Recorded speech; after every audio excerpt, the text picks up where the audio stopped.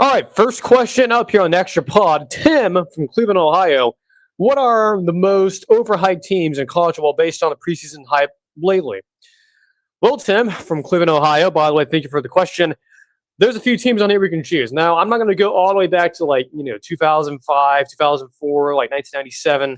We're not going that far, okay? We're only going to do, I guess, from 2010 onward to today, so within the last 15 years. Going in ascending order. So we're starting in 2012, and we go all the way to 2025 last year. 2012 USC. This was, of course, Lane Kiffin's second full year, I believe, at USC. Of course, he gets fired the year after. But this was the season as to why he was eventually fired. This is one of the reasons why people blame, or one of the reasons why people think that he got fired, was this 2012 season. USC this year came in preseason number 1 and number 2, and both the AP and the coaches poll. They had a lot of hype with, I believe, Matt Barkley at quarterback, if I'm not mistaken. I think he was the quarterback at the time. They had, did, I believe, a pretty good job of recruiting. So this team wasn't it wasn't a poverty team. It was a fairly good team that was coming into the season. But unfortunately, things happened. They started to lose games down the stretch. Their defense was atrocious. And they finished the year 7-6. I believe a bowl loss to Georgia Tech, I believe, in the Sun Bowl or something. So yeah, that team in 2012, USC, definitely should be on the list here if you're to do most overhyped teams within the last 15 years. After that, a few years later, Auburn in 2015. The team after 2014, which was the year after they won to the national title. Of course, in 2015, you have Jeremy Johnson, that quarterback for Auburn. You have Will Muschamp coming over from Florida. He just got fired. There's a lot of folks, and I'll be honest with you, at the time, I fell into the hype. I thought this team, and of course didn't have a show back then. I was in middle school. So back then I was like, man, this team be so good. They have, Jeremy Johnson back. They have a fairly decent receiving core for that Duke Williams kid who was the junior college transfer. You're bringing in Will Muschamp on defense, but it just didn't, go the way people thought it was going to go. And it's real interesting. I believe at the time, Josh Pate, back when he was on local radio in Columbus, was sort of, sounding the alarms of, hey, let's pump the brakes just a little bit. Okay, let's not get too excited, okay? Auburn, yes, they've been doing fairly well recruiting, but I think Josh at the time, if I remember correctly, basically said a couple of things that now after, I guess, of course, hindsight's 2020, but looking back at Pate's comments back then and knowing what we know now, it kind of makes sense. Pate, one of the things he really brought up was, really two things. Number one, Jeremy Johnson has very little starting experience. Okay, not to mention you've lost a lot of players that made that 2013 team special that are no longer there, right? Certain components on the team, especially on the offensive line, that just aren't there. So that's number one, lack of quarterback experience and just zero, and also turnover on the O-line.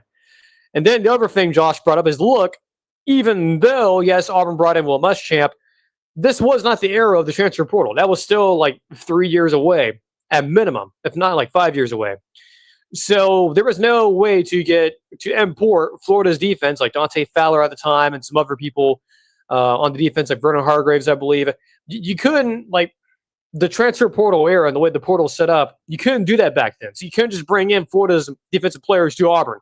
So Muschamp inherited a mess. And you saw that mess. You saw it against Louisville. You saw it against Jacksonville State. You saw it against LSU. You saw it against Mississippi State. And that's why. Because he literally inherited a defensive unit that gave up 30 points per game the previous year, 2014. So the signs were there. The signs were among us. And Josh Pate, much like he is a lot of times, was ahead of a lot of people. He was definitely more or less being more cautious about that team in 2015 than a lot of other folks were. Of course, he had the struggles of Jeremy Johnson. He led the SEC within the first few weeks of throwing interceptions. Just embarrassing to watch. Almost losing to an FCS team. The story's been out there. I believe who was it? It was Brandon Marcello.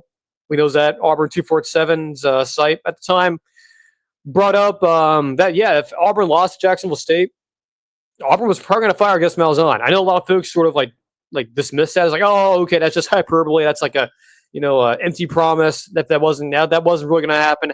I don't know about that. I don't know, because I think there was a lot of folks who were at that game, in terms of the athletic department and certain folks who donate money to Auburn. If you know, you know.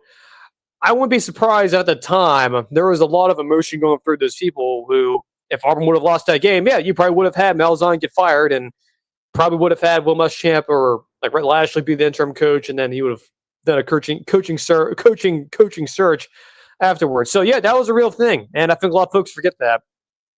But yeah, 2015 Auburn definitely should have been on there, obviously, and it is ironic how they were getting off the hype to win the national championship and make it to the SEC championship game, while it was their rival, Alabama, who went to Atlanta and won the national championship and whatnot. And then I guess you kind of go about 5 years. You don't really have a lot of teams that were like totally overhyped. I mean, I guess like, I don't know, like 2016 Tennessee probably would be on here, but it was Bush Jones and who really cares? So I guess you want a solid 5 years of not really having a true overhyped team. But then you get to 2020 with LSU, the year after they won the national title. Now, yes, I know it was 2020 and the season was short and there's no spring practice and whatnot. But still, having LSU be ranked in the top 10, around what? They're like number 5 and number 6 in the AP and the coaches poll. Go from that to finishing, 3-7 in a normal year. I guess that would have been like 6-6 probably if you would have included.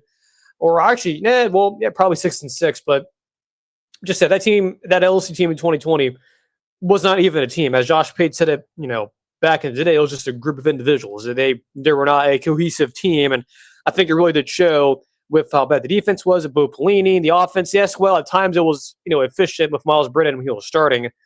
But, I don't know. It just that team was not well equipped to navigate 2020 properly. And it kind of showed. And of course, Ed Orgeron gets fired the year after. And so you can kind of tie that year into 2021 being like, that's why he got fired.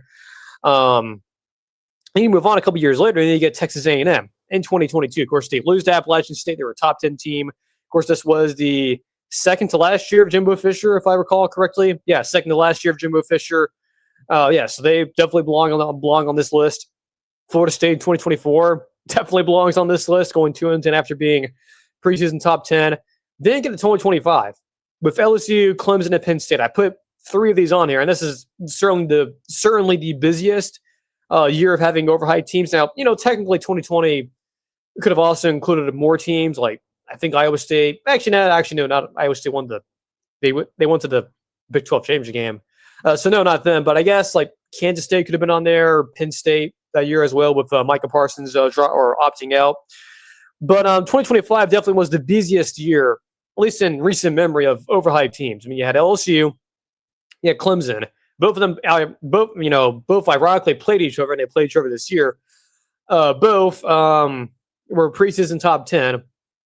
Both ended up having disappointing years, and one of them being LSU had a coaching change in the middle of the year. Then you had Penn State last year, going from all the way to number 2 in the country to falling out within a few weeks, losing to UCLA, losing to Northwestern, getting James Franklin fired, which I still think is a mistake, contrary to popular belief. And now now all these teams are in different positions than where they were last year, right? Clemson, a lot of turnover. You lose Kate Klemick, you fire Garrett Riley. You have a new you return to Chad Morris as the OC. LSU with the coaching change of Lane Kiffin. Then you also have Penn State with Matt Campbell being the coach there. So yeah, a lot of overhyped teams last year. If you want to go from preseason hype to where they ended up going. So yes, to give you a wrap up of the list here. 2012 USC, 2015 Auburn, 2020 LSU, 2022 Texas A&M, 2024 Florida State, and then in 2025 you have LSU, Clemson, and Penn State as the trio of overhyped teams in 2025. So there you go. Thank you, Tim, for the question there in Cleveland, Ohio.